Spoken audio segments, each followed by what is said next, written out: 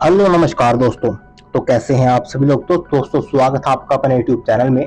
तो चलिए गाइस हम लोग वीडियो को स्टार्ट करते हैं। तो आज हम लोग बात करेंगे कि शिव भगवान आखिरकार रहते कहाँ हैं। अगर हम लोगों को उनके दर्शन करने हैं तो किस मान्यता के अनुसार हमें कहाँ जाना पड़ेगा। तो चलिए गाइस वीडियो को स्टार्ट करते हैं। तो भगवान शिव से जुड़े तीर्थों की जब बात आती है तो आमतौर पर केदारनाथ और अमरनाथ का नाम सबसे पहले हमारी जुबान पर आता है। लेकिन क्या आप जानते हैं कि अमरनाथ की गुफा ही में नहीं, किसी और गुफा में शिव रहते हैं। जी हाँ, आपने बिल्कुल सही सुना। अमरनाथ से पहले एक और शिव की गुफा है जिसमें भगवान शिव अपने सह परिवार विराजते हैं। यह धार्मिक मान्यता है। यह कौन सी गुफा है, इसका क्या महत्व है, आइए आज हम लोग इस बारे में बात करते हैं। अगर हम बात करें तो यहाँ शिव के जो दर्शन करता है वो कभी जीवित नहीं लौटता। यह गुफा जो काफी रहस्यमय मानी जाती है। जो यह गुफा है वह जम्मू कश्मीर राज्य से जो कुछ दूरी पर एक रियासी नामक जिला है। इस जिले में भगवान शिव का घर कही जाने वाली शिव खोड़ी गुफा स्थित है। यह भगवान शिव के प्रमुख पूजनीय स्थलों में से एक है। इस गुफा के बारे में कहा जाता है कि इस गुफा में भगवान शिव साक्षात विराजमान है और इस गुफा का दूसरा जो छोर है वो अमरनाथ गुफा में खुलता है। अगर हम लोग इस गुफा की लंबाई की बात करें तो यह 150 मीटर बताई जाती है। इस गुफा के अंदर भगवान शिव जो शंकर जी का 4 फीट ऊंचा शिवलिंग है। इस शिवलिंग के ऊपर प्राकृतिक रूप से जो जल की धारा बहती रहती है। शिवलिंग के साथ ही गुफा में पिंडियां विराजित है। इन पिंडियों को शिव, माता पार्वती, भगवान कार्तिक और गणपति के रूप में पूजा जाता है। तो दोस्तों हमारे सामने सबसे बड़ा प्रश्न यह आता है कि ये गुफा किसने बनाई। तो मैं आप लोगों को बता दूं कि ये गुफा जी है वो स्वयं भगवान शिव ने बनाई थी। आस्था यह है कि पिंडियों के रूप में गुफा में विराजित परिवार सहित शिव दर्शन करने पर अपने भक्तों को जो इच्छाएं वो पूर्ण करते हैं। धार्मिक कथा यह है कि इस गुफा को स्वयं भगवान शंकर ने बनाया था। इस गुफा को बनाने का कारण था भस्मासुर को सबक सिखाना।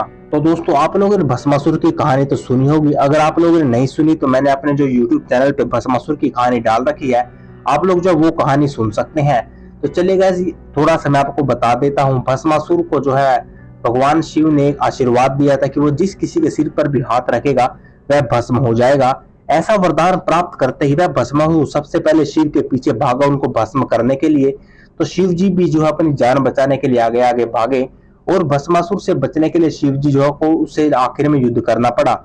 रणसु और रनसु वही जगह है जहां भगवान शिव और भस्मासुर के बीच भीषण युद्ध छिड़ा। इस युद्ध के कारण ही इस क्षेत्र का नाम रणसु पड़ा। युद्ध के दौरान भस्मासुर हार मानने को तैयार नहीं था और शिवाजी उसे मार नहीं सकते थे क्योंकि खुद उन्होंने ही भस्मासुर को अभय होने का अजय होने का वरदान दिया था। और इसके बाद शिव भगवान को छिपना पड़ा। भस्मासुर से पीछे छुड़ाने के लिए भगवान शिव ऐसी जगह की तलाश करने लगे जहां भस्मासुर उन्हें ढूंढ ना पाए। तब शिवजी ने पहाड़ों के बीच एक गुफा बनाई और उसमें छुपे। खुद शिवजी ने इस गुफा का निर्माण किया था। वह शिव खोड़ी गुफा कहलाती है। उसके बाद गाइस विष्णु जी ने निकाला शिव जी को बाहर।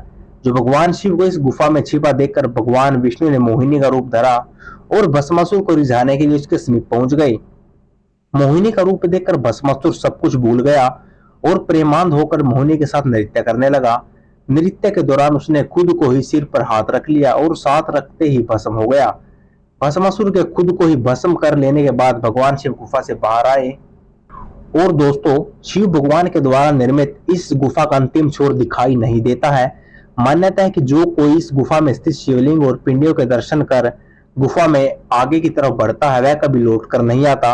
कहते हैं कि अंदर जाकर यह गुफा 2 भागों में विभाजित हो जाती है, जिसका एक छोर अमरनाथ गुफा में खुलता है और दूसरे के अंतिम छोर के बारे में जानकारी ही नहीं है। मान्यता यह है कि गुफा के अंदर स्वयं शिवजी साक्षात विराजमान रहते हैं। शिव खेड़ी पहुंचने का रास्ता मैं आप लोगों को बताता हूँ। आप लोग वहां पे कैसे जा सकते हैं। तो शिव खोड़ी जाने के लिए आप जम्मू कश्मीर या कटरा दोनों जगह से रूट ले सकते हैं। जम्मू में रणसू से दूरी करीब 140 किलोमीटर है और कटरा से 80 किलोमीटर।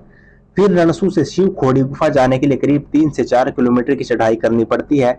जिन लोगों को पैदल चलने में दिक्कत है वे खच्चर भी ले सकते हैं। जी है गाइस, ये है आज की वीडियो। आई होप कि आप लोगों को अच्छी लगी होगी और आप लोगों को कुछ समझ में आया होगा शिव भगवान कहाँ रहते हैं, कहाँ पे हम उन्हें ढूंढ सकते हैं। तो गाइस अगर आप लोगों को वीडियो अच्छी लगी हो तो चैनल को सब्सक्राइब जरूर कीजिए और शेयर कीजिए अपने दोस्तों के साथ। And thank you for watching.